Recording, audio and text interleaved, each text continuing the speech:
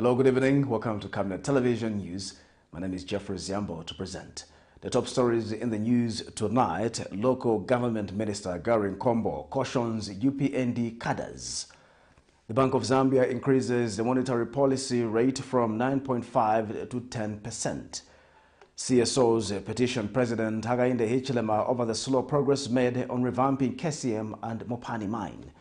In international news, polls open in crucial presidential and legislative elections in Zimbabwe. And in sports news, FC MUZA boss declares the team ready for the CAF fixture against CANO Sport.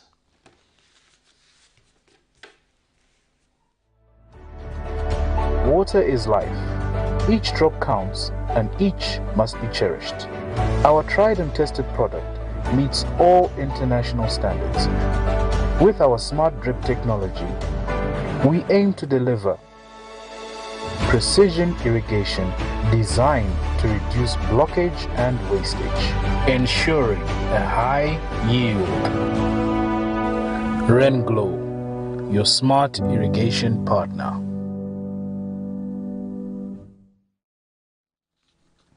Hello again. We now have the news in detail. The state informed the Lusaka High Court Wednesday morning that it was not ready to proceed with a case where 4 foreigners involved in the alleged gold scam have filed for habeas corpus challenging their continued detention. When the matter came up for hearing this morning, the state told Judge Ruth Chivabuka that it only received instruction this morning, thereby applying for an adjournment in order to file submissions. In this case, the quartet have filed writs of habeas corpus demanding that law enforcement officers appear before an adjudicator to explain why they continue to be detained despite not being formally charged. More in this report. 4 foreign suspects involved in the alleged gold scam will have to wait until the 1st of September 2023 before the Lusaka High Court can hear their habeas corpus application. The matter, which was set to come up for hearing this morning, Wednesday, the 23rd of August 2023, received an early adjournment following the state's application that it was not ready to proceed. According to the state, they only received instructions this morning, hence requested for more time to ensure that their response to the applicant's application is filed. After hearing their submissions, the court granted the state's plea and adjourned the case to the 1st of September. Ali Sahif, an Egyptian national, David de la Cruz, a Spanish national, Teonis de Moinge and Salahidin, an Egyptian national, have filed writs of habeas corpus before the Lusaka High Court, demanding that law enforcement officers appear before a court of law to explain why they continue to be detained on bailable charges. The 4 were recently arrested together with businessman Shadrack Kasanda, Jim Belem, Oswald Ndaingamo, Patrick Kawanu, a pilot, in connection with an alleged gold scam involving $5.7 million United States dollars, which was intercepted by the Drug Enforcement Commission at Kenneth Kaunda International Airport last week Monday.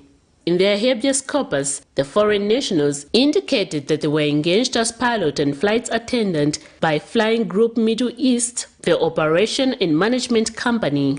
They had also indicated that on August 14, 2023, they were detained by the DEC and other law enforcement agencies on allegations of money laundering, among other charges, at the KK airport on unfounded grounds. The court documents have further revealed that the 4 suspects are currently at Charleston Police Station, where they are currently detained. The 4 had also submitted in their habeas corpus that their constitutional rights have been breached and will continue to be infringed due to the unlawful detention they have been subjected to. They had also lamented that they have no relation in Zambia and anyone who can offer them solidarity or provide them with essential necessity during their unlawful detention, hence requesting for their immediately release. But now, they have to wait until the 1st of September 2023 before the court can hear their application. Miriam Kaimba, reporting for Camnet TV News.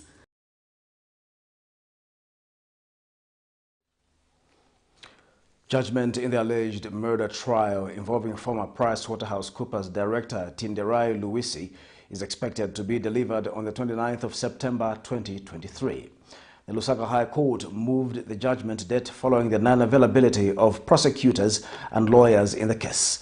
When the matter came up for judgment Wednesday morning, the court was informed that prosecutors in the matter were attending a conference in Livingstone. This is in a case where Mr. Tindi Rai is accused of murdering his wife, 38-year-old Pelegai Muligwi. More in this report.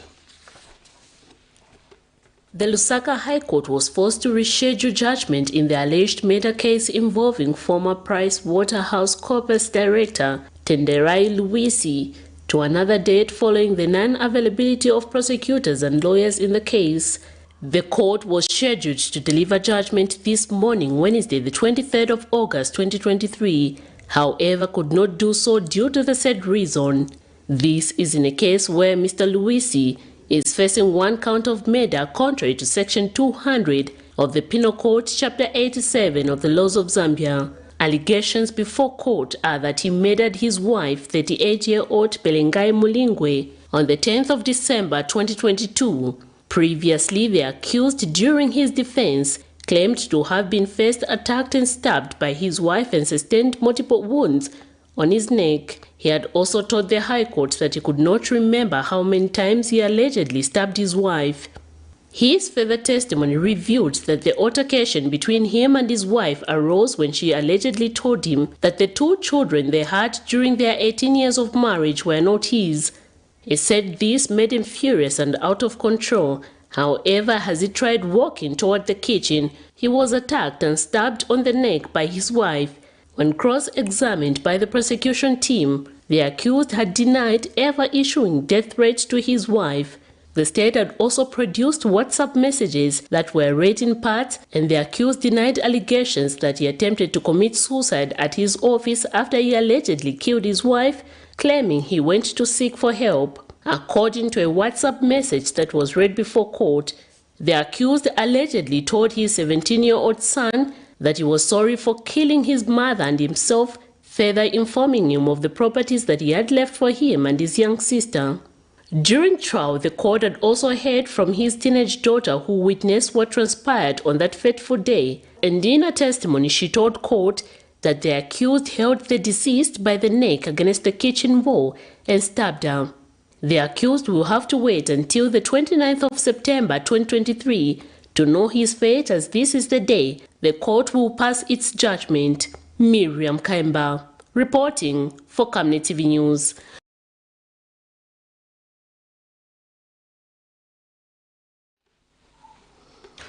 Bus drivers at Lusaka's Kulima Tower bus station have appealed to government to fix the blocked drainage system in the facility before the onset of the rains. Bus drivers chairperson Nicholas Piri says during the rainy season the facility becomes flooded. Speaking when they held a celebration to mark 2 years of the United Party for National Development UPND in government, the drivers hailed President HICHILEMA and his leadership for ending CADRES in bus stations. Minister of Local Government and Rural Development GARRY NKOMBO says he will have a meeting with all members of parliament in Lusaka to work on the drainages in the city, including in the market. More in the following report. Bus drivers at Lusaka's Kulima Tower bus station have held a celebration to mark 2 years of the United Party for National Development UPND in government on the eve of the event. The event, which saw Lusaka Province Minister Sheo Mulyata and her counterparts, local government and Minister of Justice GARRY NKOMBO and Mlambo Haimbe, among other government and UPND officials in attendance, was fun-packed as some drivers swapped the steering wheel for the mic.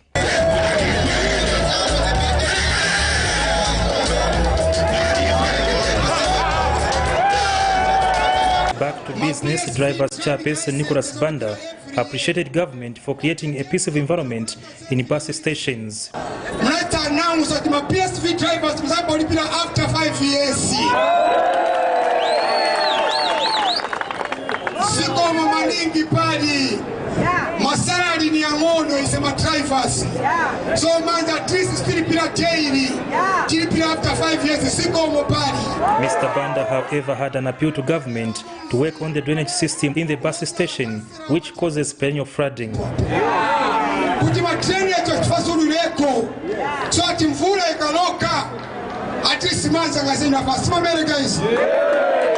Minister of Local Government and Rural Development GARRY NKOMBO assured the drivers that government will address the situation. A driver who is responsible for public safety is doing that at their own peril. So I want to exhort you, my drivers, namunya mulani maningi mukira kuno Lusaka Central bena machoka ucheston uyenzo imba choka kuchiranga. Every constituency I will lobby them to put money to help with the drainage before the rain comes. Mr. NKOMBO has since directed all the bus drivers and business owners to install bins in all their trading spaces. Meanwhile, Justice Minister, State Council Haimbe and Sheumulyata held the role of drivers in the 2021 elections, adding that they will never be forgotten.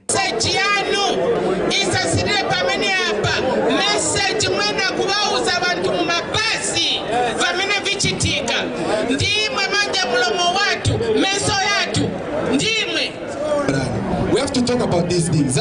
Stinga kuiwareni because tizi wakuti Zambia pamene ili lero. Sema drivers, ukamisa na passengers mabasi, kubachita convince, kubauza kuti ziko ezakala bwino kusogoro. Sembe vonse visibiri iko. Sipameni. For Camnet News, Afias Kaptula, Lusaka.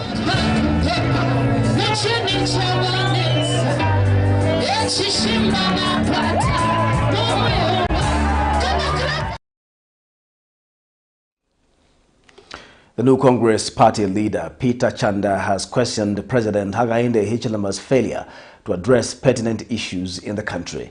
Mr. Chanda says the president's silence on the harassment of his predecessor, former President Edgar Lungu, and the failure to address the cost of living are pointers that Mr. Hichilema was not ready to lead the country. Mr. Chanda has also challenged President Hichilema to appoint a Luapula Province Minister, wondering why the president has taken unnecessarily long to appoint a new minister. Calls continue for President Hakainde Hichilema to openly condemn the harassment of his predecessor Edgar Lungu by alleged UPND cadres while attending Malaira traditional ceremony of the Kunda-speaking people of Mambwe district in Eastern Province. They said cadres were unhappy with the presence of Mr. Lungu at the Ruaneni Arena. The latest to register his displeasure is new Congress Party President Peter Chanda. The incident that happened in Eastern Province, where ministers, state house officials and others were involved in organizing people to block the former Republican president from attending a traditional ceremony. And the president remaining silent and quiet over that matter shows that President Hakainde Hichilema is not a decisive leader, because he should be able to know that very soon he will become a former president. And when he becomes a former president, would he love to be treated the way President Edgar Lungu has been treated? The president should always raise up and tame his ministers or any other person that is involved in doing things that are not right. Mr. Chanda has also challenged President Hichilema to immediately appoint Luapula Province Minister to replace Derek Chirundika, who was fired on 8th June 2023. It has taken now over a month without any replacement, whilst the president has got numerous members of parliament. UPND has got a larger number of members of parliament in parliament. Hence, the failure by the president to appoint a minister to represent the province, that is Luapula Province, is worrisome. That shows that President Hakainde Hichilema was not ready to govern. The cost of living is another issue that Mr. Chanda wants the head of state to immediately address. His failure to act on pertinent matters that concern this country is really worrisome. First and foremost, the Minister of Mines has really messed up. The Minister of Mines promised the Zambian people that by 31st July they will hand over the mine back to Vindata. That has not happened. Today, the people in the Copper Belt are still suffering, and the president doesn't seem to be in control of running the affairs of the country. The Zambian people are suffering, and they want a leader that is going to give them some sign of hope of how they are going to get out of this standing up to block the former Republican president, failure to address the issues that concerns the people of Copperbelt, and failure to address the cost of living shows that President Hakainde Hichilema and the new Dawn administration were not ready to govern this country. Vincent Piri for Camnet TV News, Lusaka. United Party for National Development, UPND National Youth Chairperson Gilbert Liswaniso has apologized to Simmerson Building proprietor and vlogger Chitambala Mwewa for the harassment he suffered from UPND cadres recently. Mr. Liswaniso has confirmed that the suspected cadres who attacked Mr. Mwewa are indeed UPND and their behavior is against the stance of the party. And Minister of Local Government and Rural Development GARRY NKOMBO has warned the UPND cadres that if they behave like their predecessors from the Patriotic Front PF, Zambians will equally remove them from government without mercy. Recently, Mr. Chitambala Mwewa claimed to have received death threats from suspected cadres after a confrontation on their plans to erect structures in the alley behind Simmerson Building. More in the following report. Am I going to fight with cadres? How much longer am I going to sit in my office and wonder, will they come here? His teary face has gone viral on various social media platforms as he lamented an attack by suspected UPND cadres. Whilst his lamentations received mixed reactions from some sections of society, United Party for National Development UPND National Youth Chairperson Gilbert Liswaniso was brief. Speaking during a celebration of bus drivers to mark 2 years in government, Mr. Liswaniso admitted the suspected cadres were UPND and pledged to continue the fight against the scourge. To speak to my elder brother, Simon, I want to apologize. Me, when my youths have done a mistake, there's no way to go around. My youth, I understand them. I know the behavior of each and every individual, but I'm not saying we are safe. Echoing the sentiments, Minister of Local Government and Rural Development, GARRY NKOMBO has warned UPND cadres to behave themselves or be chucked out of government. And it must be drilled into all of us. President said, even a cadre can have a bus. Yes. Even a cadre can have a market store. Yes. But a cadre is not allowed to do Mchito Yawa Council. Thank you. As a man lives, so shall he die. If you live by the sword, you shall die by the sword. If we do the things that PF were doing, just prepare for us to go. Because that silent person was just waiting for the day. He didn't say, no, but it's okay. That's right. August. That's right. During the same event, Mr. Liswaniso caused a spectacle as he appealed to government to address the high cost of mini meal prices that is affecting citizens. Because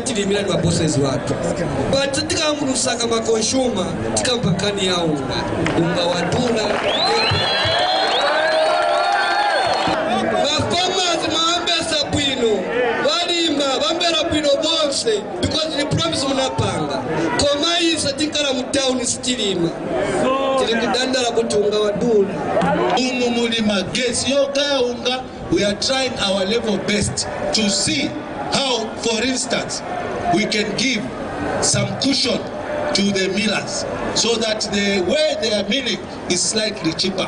And it's possible because we control ZESP. For Camnet News, Afias Kaptula, Lusaka.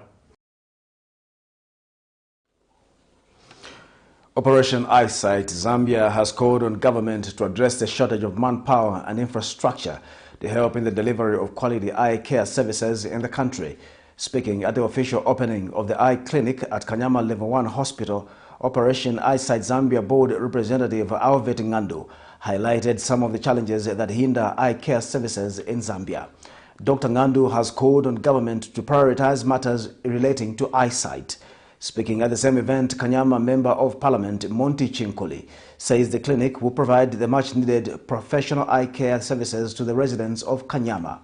And National Eye Coordinator Dr. Phyllis Monga lobbied for more support in infrastructure and equipment to better the delivery of services to the Zambian people. More in this report.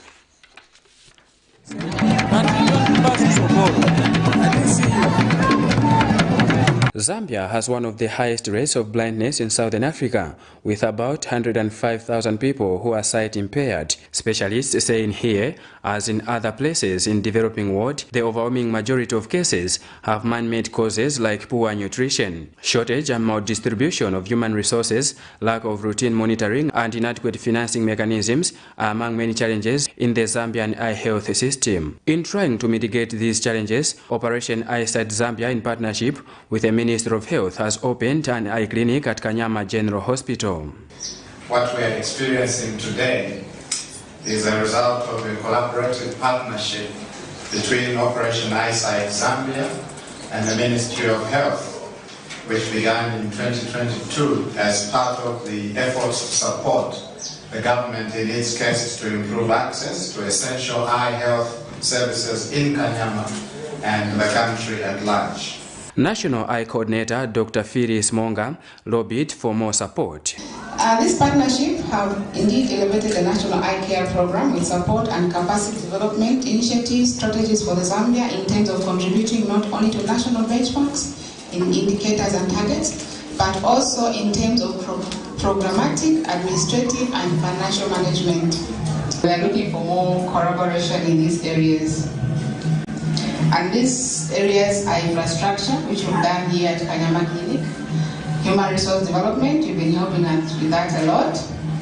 They even buy us eye drugs. Gracing the event was Kanyama Member of Parliament Monty Chinkuli, who assured that government remains committed to providing quality health care to the Zambian people. Government of the Republic of Zambia, led by His Excellency the President, Mr. HICHILEMA, working diligently with the Ministry of Health, we are reminded of the need to invest in the medical services.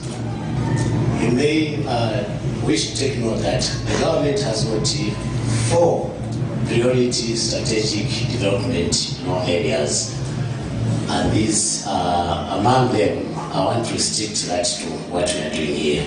We are looking at human and social development. We are looking at human capital. Without health facilities, whatever plans, whether sectoral, regionally, internationally, you cannot achieve anything. As they say, our Kanyama community and the surrounding area are delighted to have received such a big incentive. When we talk about big incentive, I'm talking about the eye clinic. Previously, the people of Kanyama used to travel long distances from here to hospital to seek eye services at Chawama Clinic. Today, I'm very delighted, happy to say this service is now in our home. Vincent Piri for Camnet TV News, Lusaka. Government has handed over the administration of the Environmental Protection Fund, EPF, to the African Financial Services Limited. Minister of Mines and Minerals Development, Paul Kabuswe, says the placing of EPF under an administrator is part of efforts to give the fund, which is currently at $40 million a new lease of life. Speaking at the handover ceremony in Lusaka, Mr. Kabuswe said government has put in place robust monitoring measures to ensure that the administrator of the fund grows it through prudent investment and promotes sustainable mining. The Environmental Protection Fund is made up of contributions from all license holders in the mining sector to address environmental pollution that may arise from mining, and only paid back when closing a mine if harm was done.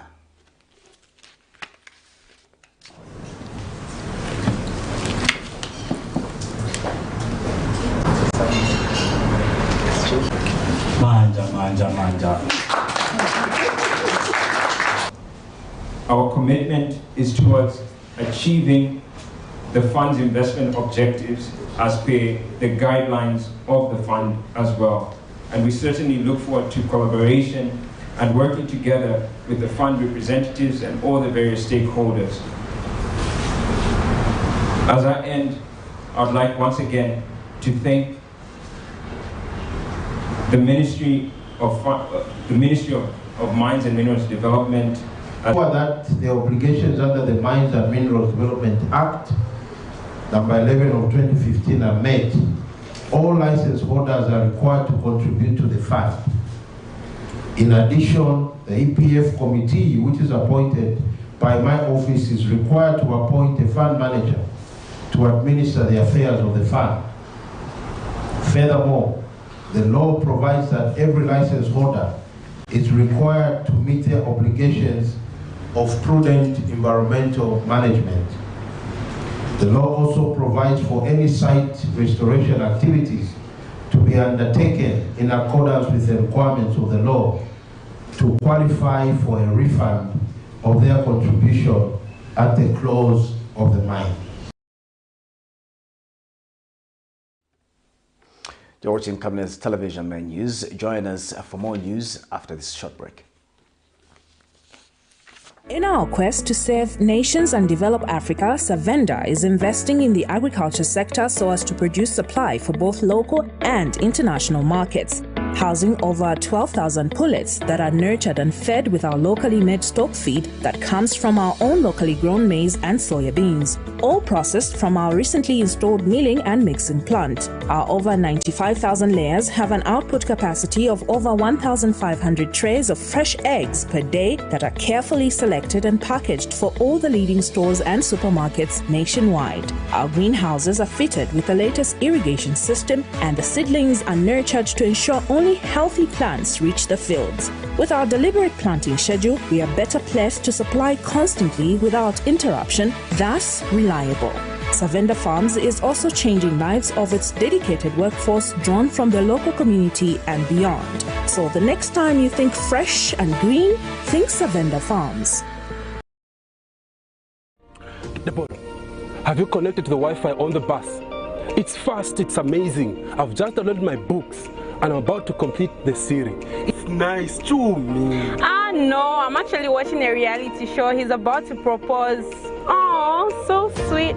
Make your trip seem short yet comfortable and safe when you use the UBZ luxurious fully air-conditioned coaches that come fitted with amazing onboard entertainment, passenger information services, coffee-making facilities and fridge for your hot and cold beverages, free and interrupted Wi-Fi for your gadgets, phone charging facilities, comfortable seats that recline to offer extra resting posture, safety seat belts, adjustable reading lights for each traveling client, and of course, clean flushing toilets for your convenience. So travel in luxury and safety with UBZ luxurious coaches. UBZ will always take you there. The government of the kingdom is the most powerful government in all of the universe. God appointed days and assignments for you to do long before your mother and father came together. So God spoke to Mr. Francis. The court of heaven is a very powerful place. It's a dimension in the spirit realm that my people can step into by faith and win battles against the devil. There's at least 76 times where the Bible talks about that God is the judge of all the earth. So therefore, we're talking about the courts of heaven that is in the spiritual realm, not in the natural realm. What God is about to do at Grace and in South Africa, I caught it. Therefore, what did I do? I believed. After I believed, I have announced. After I have announced, you and I are going to do what? Pray it into being in the natural. The purpose of you knowing how to get into the courts of heaven and win the cases is not just for the sake of winning. It's for you to go to another level. To go to another level. We have made prayer more complicated and difficult than what it is because we have not realized that this is a key element of our prayer life, that we pray that which were purposed so that grace can accompany and we can succeed and you can live a fulfilled life. and the heavens are pleased because that's what they fashioned us for.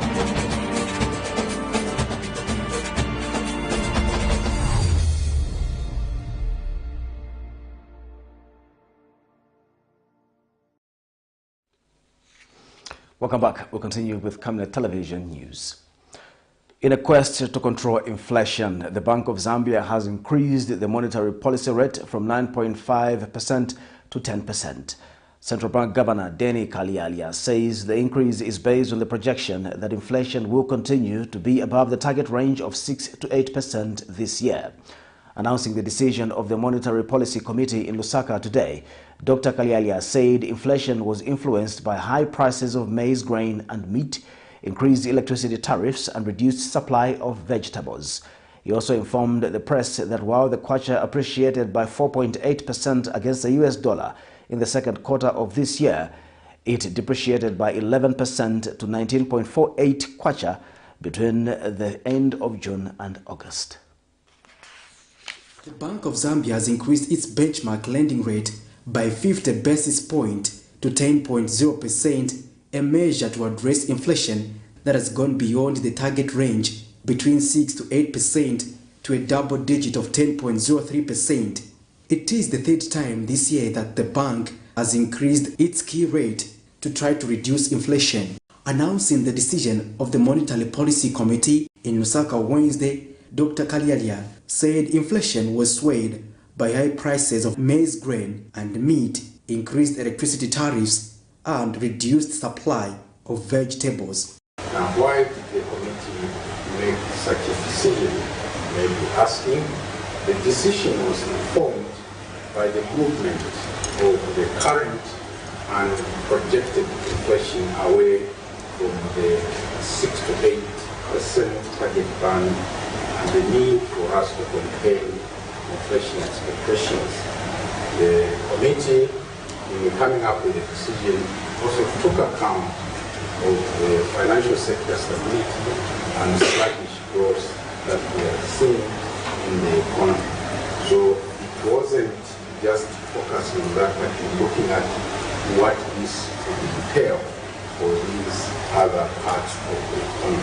The central bank also disclosed that while the kwacha appreciated by 4.8% against the US dollar in the second quarter of this year, it depreciated by 11% to 19.48 kwacha between the end of June and August 2023. The central bank released $3 million to the market to moderate the volatility of the exchange rate.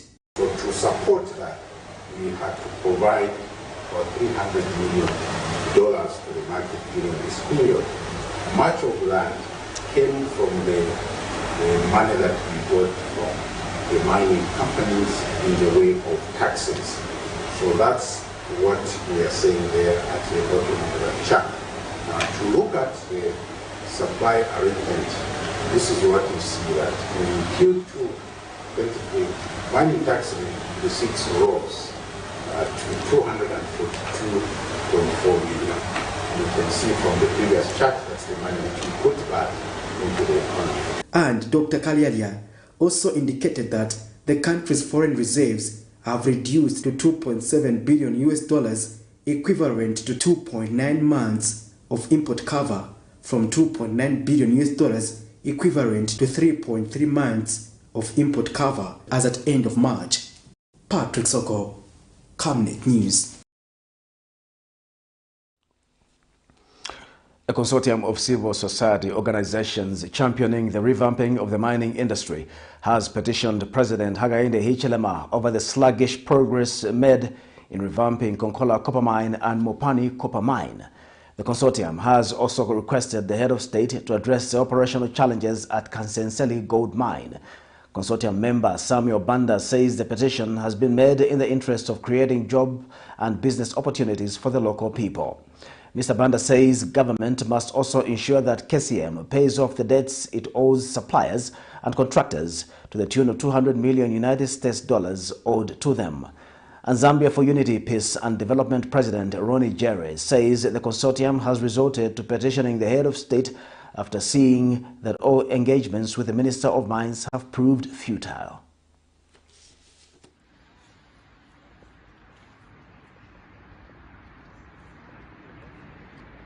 We have submitted a petition letter at State House. In the interest of creating employment, promoting socio-economic growth in our country, today we have decided to petition the Republican President to unlock the mining sector, particularly KCM, MOPANI, and Kasenseli gold mine. As you may be aware, the non-functionality of these mines has continued to impact our economy negatively. Our youth are suffering. The economy is down. We have requested our president categorically to hand over KSM to Vendetta Resources. Not only that Vendetta Resources are the legal owners of KCM, but we believe that they are the right investor to operate KCM because of the investment package that they have committed to inject into KCM. Such as we are aware that Vendetta Resources has committed to inject over 1.3 billion for recapitalization, mine development. We have decided with the young people, the other coalition members behind, to bring a petition to His Excellency because the minister could not give us a categorical position as to what is happening to these three mines that we have identified as key economic game changers. So we hope the minister, the president will be able to read our petition and quickly help us resolve these issues so that whatever challenges we are facing as a country can be resolved because the mines are working optimally. Fellow citizens, we will be waiting for the president's response, and if he doesn't respond within a particular period of time, we will inform all the stakeholders and the media on what next step we will take.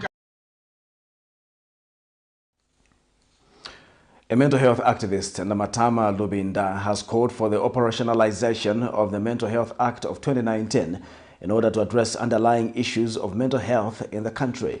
Speaking when she featured on a Camnet TV program dubbed Lunchtime Cafe, Ms. Lubinda says there is need to champion mental health in the country and that revisiting the Mental Health Act is key to bringing challenges surrounding mental health in the country. Ms. Lubinda says there is need to work on accessibility and affordability of mental health facilities across Zambia. She observes that decision makers have misplaced the importance of mental health in the country. A lot of things will say only the rich have access, but in Zambia, not even the rich have proper access to mental health services. How many facilities do we have that actually admit people for depression or for suicidal thoughts? It's only Chainama, and the conditions there are unbearable. So it's not even unfair, it's just non-existent. But we've got few things here and there, but even just the Mental Health Act itself only protects the rights of those with severe mental illnesses, those with schizophrenia, those with severe bipolar disorder, but it does not protect the rights of those living with depression or anxiety disorders. So it's more like an act that was brought about just to do firefighting, and that's not what mental health requires. Mental health issues do not require firefighting. They require immediate attention, immediate interventions, and like you've said, the Mental Health Act of 2019 states that there should be a mental health facility at every clinic, but we do not see that. Because even, we see the counseling departments are focused on HIV. HIV. If I go there with depression, they'll say, Yendani kuchainama. Minister of Information and Media Chushi Kasanda has cautioned alleged individuals committing crimes and when visited by the law claim persecution to implicate the name of the Republican President Hakainde Hichilema. Ms. Kasanda says the head of state is not responsible for the criminality of any individual, whether a politician or ordinary citizen, as he believes in the rule of law. The government spokesperson maintains that while the UPND administration strives to uphold citizens' freedom of expression, those who break the law would not escape law enforcement agencies by using factors such as race, gender, political affiliation, among others.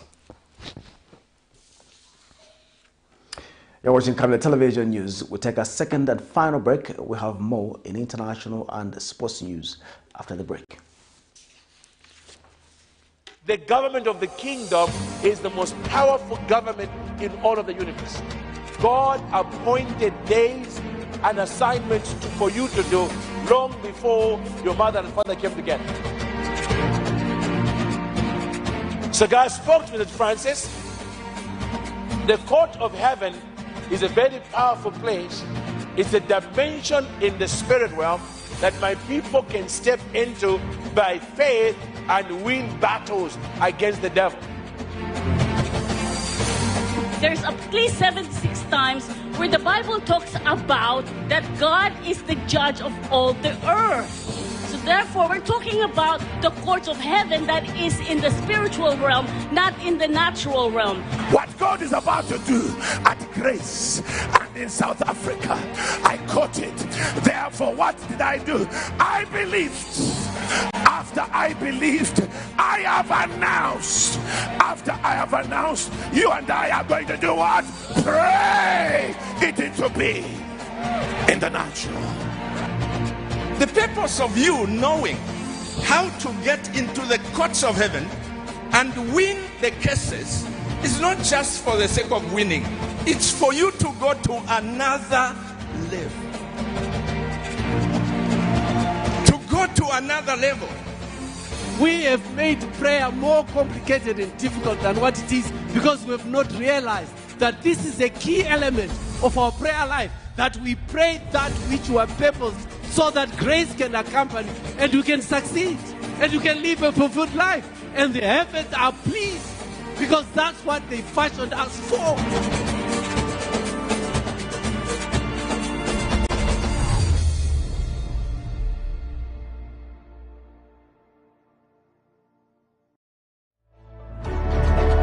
Water is life. Each drop counts and each must be cherished. Our tried and tested product meets all international standards. With our smart drip technology, we aim to deliver precision irrigation designed to reduce blockage and wastage, ensuring a high yield. RenGlow, your smart irrigation partner.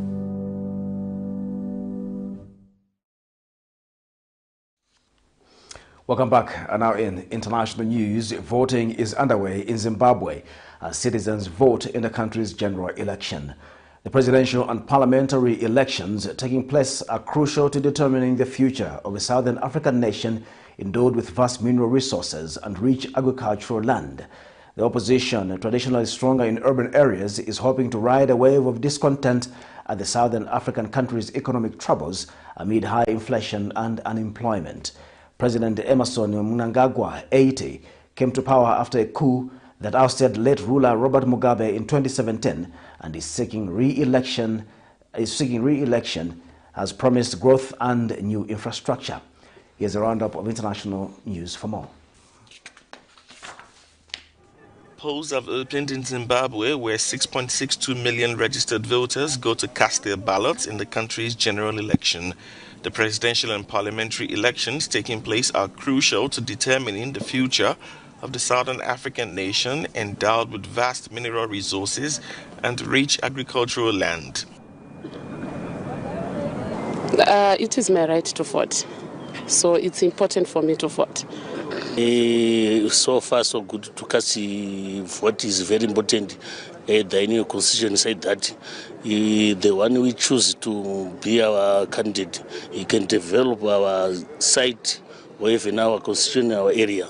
So it's very important to be chosen to be a candidate, the MP or councillor or whatever. So for president is far much better because it can develop our country. Yeah, they must support us in our business because I'm a vendor. So we need something good. The opposition is hoping to ride a wave of discontent at the southern African country's economic troubles amid high inflation. Observers would, however, be looking to see if that will be enough to take out President Mnangagwa, who is vying for a second 5-year term. Some 7,000 migrants stranded in Niger are unable to be repatriated. Niger's junta have closed its airspace and regional countries have imposed severe travel and economic sanctions, closing land borders. Momo is another of those trying to get back home. for him in Liberia. I'm sleeping on the street. People are sleeping on the street. All of migrants are sleeping on the street. Yeah, we got no room to stay, no place to stay, no money, no even food to eat. You see, all the places you see, migrants are sleeping on the street. Yes, migrants are suffering also here. We are suffering here. We don't have no food to eat. Momo has been sleeping on the pavement in Nigeria's capital, Niamey, with his 2 daughters and his wife since June, and they beg for food. It's complicated because after the coup and the closing of borders, IOM could not allow migrants out anymore. And for us, if the situation continues for another month, we'll have difficulties to maintain the current level of services we provide to migrants, such as food, water, shelter and protection. So we hope for this situation to be resolved quickly. COPI, an Italian aid group that provides shelter for migrants in Niger's northern town of Asamaka, near the border with Algeria, said that since the coup, an additional 1,300 people have entered its center trying to return home.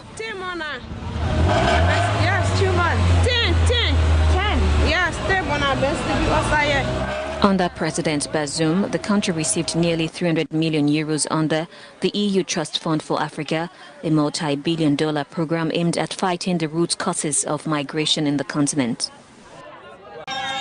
The 15th BRICS Summit kicked off in Johannesburg, South Africa, Tuesday with Brazilian President Luiz Inácio Lula da Silva defending closer ties with African countries during a speech at a business forum. Lula da Silva said Brazil is back on the continent and should never have left. The BRICS has made a name for itself as a force working for fairer, more predictable and more equitable global trade. We cannot accept a green neo-colonialism that imposes trade barriers and discriminatory measures under the pretext of protecting the environment. Composed of Brazil, Russia, India, China and South Africa, the world's largest emerging economies, the BRICS bloc is home to 40% of the world's population and responsible for more than 30% of global economic output. The BRICS have a unique chance to shape the trajectory of global development. You entrepreneurs are part of this effort. Our countries together represent a third of the world economy. The meeting was also attended by the President of South Africa, Cyril Ramaphosa, and the President of India, Narendra Modi. Chinese President Xi Jinping and Russian President Vladimir Putin did not attend but sent representatives.